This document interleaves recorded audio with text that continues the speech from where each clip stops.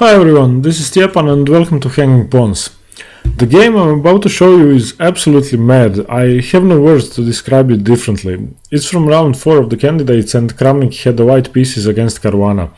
It was the fight between number 1 and number 2 currently in the tournament before round 4, and Kramnik had 2.5 out of 3 and Caruana had 2 out of 3 in the first 3 games. Kramnik kicked off this brilliancy with pawn to e4. We have e5 by Fabiano Caruana, knight f3, and knight f6, the Petrov's Defense by Caruana, or the Russian game as it's also known. We have one of the main lines, knight takes e5, d6, knight f3, knight takes e4, black regains the pawn, queen e2, pinning the knight, queen e7 unpinning, knight to c3, knight takes, d takes, queen takes queen, bishop takes queen, and this is the starting position of this variation of the Petrov. The position is completely equal and both sides have something to play for, and the next few moves are developing and normal and no side stands better really. We have knight to c6, bishop to e3, bishop to e7, Kramnik castles long, Caruana castles short, we have a rook h to e1 developing, bishop to f6, knight to d2, transferring the knight to the other side of the board, rook to e8, getting the rook to the open file, bishop to f3, challenging the knight on c6 and perhaps slowing down the development of the bishop on c8, knight to e5, bishop to f4. He doesn't retreat the light squared bishop because the knight is far more powerful at the moment. And a weird move by Caruana here, king to f8. I don't really see the point in that. But okay, the rook was pinned to the knight and the knight couldn't move or take the bishop on f3 yet. So instead of playing king to f8, he should have definitely developed his light squared bishop for the same effect, but developing a piece instead of moving the king. We have bishop to d5 by Kramnik, c6, chasing the bishop away, bishop b3, bishop f5, and h3 here. The first serious inaccuracy by Kramnik. It's a slow maneuvering position, but h3 was too much of a waste of time, and g5 by Caruana, punishing his slow play immediately. Bishop to h2 retreating, king to g7. Now the move king to f8 looks completely stupid, because he could have played king to g7 in one tempo. c4, and the move before c4, he should have played f4, just challenging Caruana's pawn advance g5, or his early pawn advance g5, and stopping his push on the king side. But instead he chose to play c4, which doesn't really accomplish much but close down the light squared bishop. And Caruana immediately responds aggressively with g4, exploiting yet another bad move by Kramnik. We have knight to e4, bishop takes, rook takes e4, and now bishop g5 check, gaining a crucial tempo to get the bishop on the best possible square. King retreats to b1, and g takes h. And this is where the game became absolutely insane. Kramnik played like a complete lunatic from here on, going all in on the attack and not fearing Caruana's possible backlash. First, he boldly plays c5, which is definitely a terrible move both tactically and positionally. And Caruana responds with f5, first gaining a tempo on the rook. The rook retreats to b4, attacking b7. We have h takes g, and Kramnik takes the pawn on b7, rook takes b7. We have king to h8 because it was with check, c takes d6 by Kramnik, and knight f3, attacking the bishop on h2.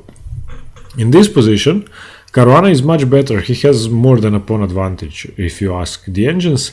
And Kramnik's bluff failed, one could say, but now he plays the only move to justify his energetic pawn sacrifice and opening of the position. Not saving the bishop, not defending it or retreating it, but a much more aggressive move, literally going all in. He plays bishop to a4, an astonishing move. And Caruana says thanks very much and just grabs the bishop. And he's now a whole piece up, but Kramnik is no fool, and the variation he chose to play gives him clear compensation. So, not for the whole piece, but he still stands a chance if Caruana makes a mistake. So we have knight takes h2 by Caruana, bishop takes c6, threatening to win an exchange, and winning it, rook a to d8, d7, not taking the rook but advancing the pawn, rook to e2 by Caruana, bishop takes g2, rook takes f2, and bishop goes back to c6. Knight to g4, getting the knight back into the game. Rook takes a7. Now he has 2 pawns for the piece. Knight to e3. Rook g1. h6. Rook c7, king g7, getting away from the possibility of white playing rook c8 and thus winning, because black would have to capture with the rook. a4. Now Kramnik is advancing more of his pawns and highlighting the fact that he has actually 4 passed pawns on the queen side and that they are pretty strong. King to f7, bishop b5, king e7, getting closer to the d7 pawn so that the king could save it and guard the d8 queening square. a5, rook f4, and c3. And believe it or not, white has managed to equalize, being a piece down and almost 2 points down according to the engines. Even a piece down, Kramnik's position and play so far was so aggressive and on a human level hard to cope with for Caruana that he now has full compensation for the knight, and he's even a little bit better.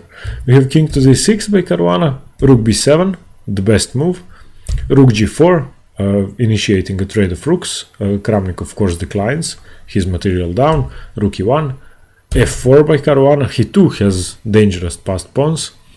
a6, h5, a7, and rook a8, the only move to stop white from winning immediately. And in this position Kramnik is winning, completely winning. He has managed to play the most exciting game of the candidate so far, and in such a spectacular fashion, which is unheard of at such an important event in the last few years. All he has to do now is to convert easily, and he can do that by playing c4 here. c4 would give him an insurmountable advantage with which Caruana couldn't cope. Instead, he made a subtle mistake, slowed down a bit and let it slip away. Unfortunately for him, he played b4. A very logical move, preparing c4 and preparing to guard c5 so that the king can't take it. But this move is one tempo too slow, and it gives Caruana enough time to stay in the game and eventually equalize.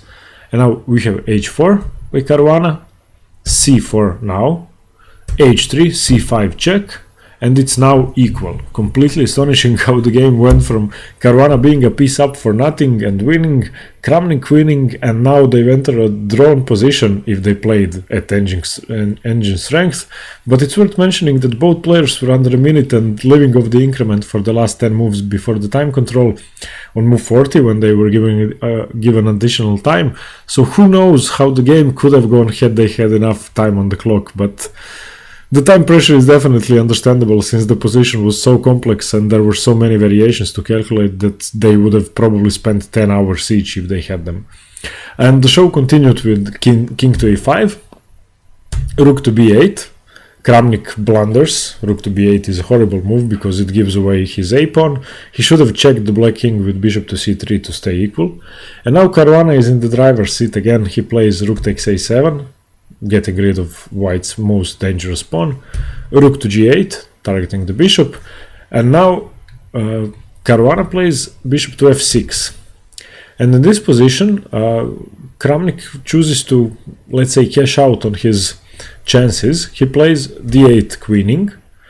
Caruana has to capture with the bishop. And now Kramnik can take the rook with rook takes g4 and know that the king, the knight, can't recapture due to the pin by the rook on e1. So he did manage to get the piece back. He's even an exchange up, but the position is still extremely hard to understand even for the engines, and Caruana apparently stands a bit better. We have bishop to f6, retreating, rook to g6, rook to b7, attacking the bishop and the pawn, bishop to e2, rook takes b4 with check, king retreats to a2, knight to c2. Now black is weaving a dangerous mating net around the white king. Rook to c1, challenging the knight, knight d4, bishop to d3, rook a4 check, king b1, knight to b3, rook e1 check, now gaining a tempo because the rook was attacked, king goes to d5, king c2, knight to d4 check, king b1, knight to f3, and now the rook is attacked, And in this position, Kramnik makes the fatal error of this brilliant game. And I think they were under time pressure again, because they spent the additional time given at move 40, and this was now move 58. And in 18 moves, 50 minutes can be spent easily. He plays rook to d1, blundering horribly, and now Caruana has about -10 advantage. And here is why rook d1 is so terrible. But let me just first show you what he should have played. After knight to f3, the only move for white to stay in the game, still be worse, but to stay in the game, was to play rook takes f6. And after knight takes c1, bishop f1, and h2, rook h6, king takes c5, and so forth. And black is much better. He has two pawns which are almost unstoppable, and he will probably go on to win, but the position can still be played. But after knight f3, he played rook to d1, trying to save his rook, and this is just a one move blunder that loses the entire game. Here's why. Caruana plays rook to a1 check. The king moves, defending the rook, and after rook takes rook on d1, Kramnik can't recapture. That's the point of the blunder. He must have missed that after rook takes rook, he will have nothing better to do but to retreat the bishop. If he takes with king takes d1, then black can just play h2, and there is no way to stop the pawn from running away. There is just no way. I don't know, king to c2 and just h1 queening, and that's it. And so after king c2, rook takes d1, he can't recapture, he has to play something. He plays bishop to a6, retreating the bishop, and this is now just over. Just a piece down once again, but now Caruana has two extremely dangerous passed pawns as well. And he firstly plays rook to d2, getting the rook out from danger. And now Caruana is just a rook and pawn up for nothing, completely winning. We have king to c1, bishop to b2 check, king b1, king takes c5, bishop b7, knight e5, rook f6, f3, rook f5 and f2, and here the great Vladimir Kramnik gave up. And this must be torturing him now, and I'm sure this loss will haunt him for decades, and that he will remember it all his life. The game was so complex, double-edged, and the advantage switched so often that it could have gone either way, but to lose in such a fashion after making the time control and equalizing several times in the game must be tremendously nerve-wracking for anybody, and even for Kramnik, who is used to having such defeats and victories in his career. Now, instead of having 3.5 out of 4 and being the sole leader, he's looking in the back of his executor, none other than Fabiano Caruana, who is now in clear first with 3 out of 4. What a game! Definitely the masterpiece of the candidates tournament so far, and let's hope that there is many more games as exciting as this one to come in the candidates. Okay everyone, I hope you got something from this game. If you liked the video and want to see more, please consider subscribing, and see you soon with more games from the candidates. Cheers, bye everybody.